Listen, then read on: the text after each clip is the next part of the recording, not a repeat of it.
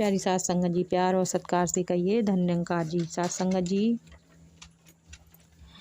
आपके पसंदीदा चैनल पर एक दासी साखी लेकर आई है। साखी का शीर्षक है देवताओं का अभिमान। सास संगत जी, एक बार देवताओं और असुरों में बहुत विनाशकारी युद्ध हुआ। परमात्मा की कृपा से घमासान युद्ध के बाद देवता विजयी हुए। तीनों लोकों में देवताओं की जय जयकार होने लगी।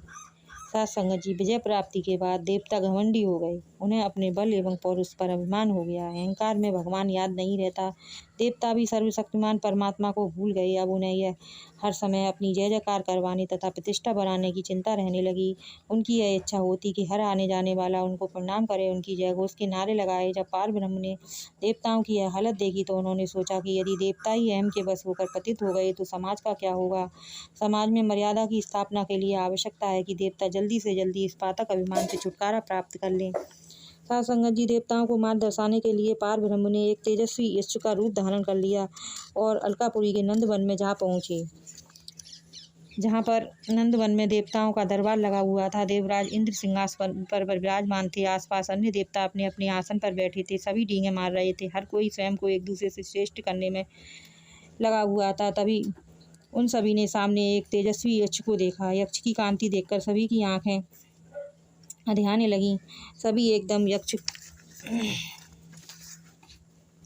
को देखने लगे, लेकिन यक्ष ने देवताओं को कोई महत्व नहीं दिया। वह अपने आप मस्त वन में टहलने लगा। यक्ष की बेपरवाही से देवता आतंकित होते। उन्हें हैरानी हो रही थी कि हमारी परवाह न करने वाला यह कौन सा जीवन अलकापुरी में आ गया है। सभी ने निर्णय लिया कि इस यक्ष की वास्तविकता पता की जाए। अग्निदेव को यक्ष की वास्तविकता का पता लगाने का कार्य सौंपा। अग्निदेव बड़ी तेजी से यक्ष की ओर बढ़े, लेकिन उनके नज़दीक पहुंचते पहुंचते शिथिल से हो गए। यक्ष के तेज के सामने उन्हें अपना तेज फीका लगने लगा, लेकिन सम्मान का प्रश्न था, इसलिए साठ बटोरकर अग्निदेव ने यक्ष से पूछा, तुम कौन हो। सास संगत जी, मैं तो अपना परिचय बाद में दूंगा, पहले तुम बताओ कि तुम कौन हो। यक्ष ने अग्निदेव से उल्टा प्रश्न कर दिया। वाणी में गंभीरता लाते हुए अग्निदेव ने कहा, मैं अग्निदेव हूँ। सृष्टि का सारा तेज मेरे कारण है। मैं जिसे चाहूँ एक क्षण में राख बना सकता हूँ। धरती को क्या, मैं चाहूँ तो आकाश के तारों को भी देखते देखते भस्म कर दूँ।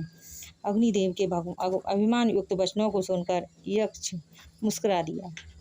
अग्निदेव के पास तो तेज पार ब्रह्म का था, वह उसे अभिमान बस अपना समझ बैठे थे। यक्ष बने पार ब्रह्म ने अग्निदेव में से अपना तेज खींच लिया। अग्निदेव निस्तेज हो गए। फिर यक्ष ने एक घास का सूखा तिनका अग्निदेव के सामने रखते हुए कहा, यदि ऐसा ही है तो तुम इस तृण को जलाकर दिखाओ। अग्निदेव ने अपना पूरा जोर लगाया, लेकिन घास के उस तिनके को नहीं जला सके, क्योंकि जलाने वाली शक्ति को तो पार ब्रह्म पहले ही हर चुके थे। अंत में अपमानित होकर अग्निदेव सभा में वापिस आ गए। उनके लटके मुंह को देखकर सभी देवता सहम गए। सास संगत जी, अब सभी ने आशा भरी निगाह से वायु की ओर देखा। वायुदेव को अपने वेग का घमंड था। देवताओं में अपनी साख बनाए रखने के लिए विवश होकर वायुदेव को यक्ष के पास जाना पड़ा। उन्होंने भी जाते ही यही प्रश्न किया कि तुम कौन हो। यक्ष ने उन्हें भी पहले की भांति उत्तर दिया, मैं अपना परिचय बाद में दूंगा, पहले तुम बताओ कि तुम कौन हो। वायुदेव ने अभिमान में भरकर कहा, मैं प्रसिद्ध वायुदेव हूँ। जिस स्थान पर कोई अन्य नहीं पहुँच पाता, मैं वहाँ जाने का सामर्थ्य रखता हूँ। मैं जिसे चाहूँ उखाड़ कर फेंक दूँ। पहाड़ आदि तो क्या, मेरे वेग के आगे आकाश के तारे भी नहीं ठहर सकते। सास संगत जी, यक्ष रूपी पार ब्रह्म वायुदेव की इन बातों से मुस्कुरा दिए। उन्होंने वायुदेव में से अपना बेग खींच लिया। बेग तो पार ब्रह्म की देन था। जैसे ही बेग खींचा गया, वायुदेव शिथिल पड़ गए। फिर पार ब्रह्म ने वही सूखा तिनका वायुदेव के आगे रखते हुए कहा, यदि तुम्हारा दावा सत्य है तो ये तृण को उड़ाकर दिखाओ। वायुदेव ने अपना पूरा जोर लगाया, लेकिन उनके तिनके को तस से मस नहीं कर पाए।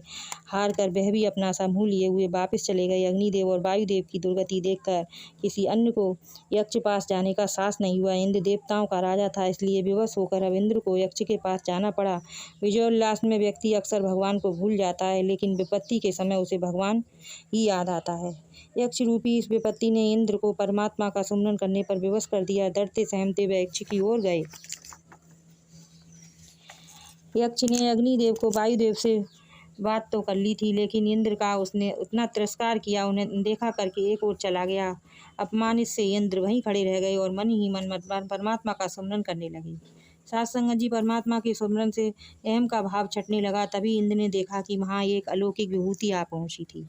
ध्यान से देखने पर इंद्र ने पाया कि माँ उमा खड़ी थीं। माँ उमा को सामने देखकर इंद्र उनके चरणों में गिर पड़े और बोले, आप त्रिकालदर्शी भगवान शिव की सहचरी हैं। आप अवश्य ही उस यक्ष के बारे में जानकारी रखती होंगी। उस यक्ष के कारण सभी भयभीत हैं। कृपया हमें उसके विषय में बताइए, हमारा भय हरने का उपाय कीजिए। माँ उमा ने मुस्कुराते हुए कहा, देवराज इंद्र, वह यक्ष कोई अन्य नहीं, स्वयं ब्रह्मा थे। उनका यक्ष रूप में यहाँ आने का अभिप्राय केवल इतना था कि देवताओं को समझ आ जाए कि देवासुर संग्राम में देवताओं को विजय अपने प्रयत्नों से नहीं बल्कि पार ब्रह्म की कृपा से प्राप्त हुई थी। अग्नि को तेज, वायु को वेग और अन्य देवताओं को विशेषता देने वाला परमात्मा ही है। परमात्मा की कृपा के बिना किसी का कोई महत्व नहीं। अभिमान के बस होकर देवता इस समय भूल गए थे, इसलिए परमात्मा को यक्ष का रूप धारण करके आना पड़ा, ताकि देवता अभिमान से मुक्त होकर फिर अपने देवत्व को प्राप्त हो सकें। साथ संगत जी, देवराज इंद्र ने सभा में वापिस आकर सभी को ब्रह्म की सर्वोच्चता का उपदेश दिया।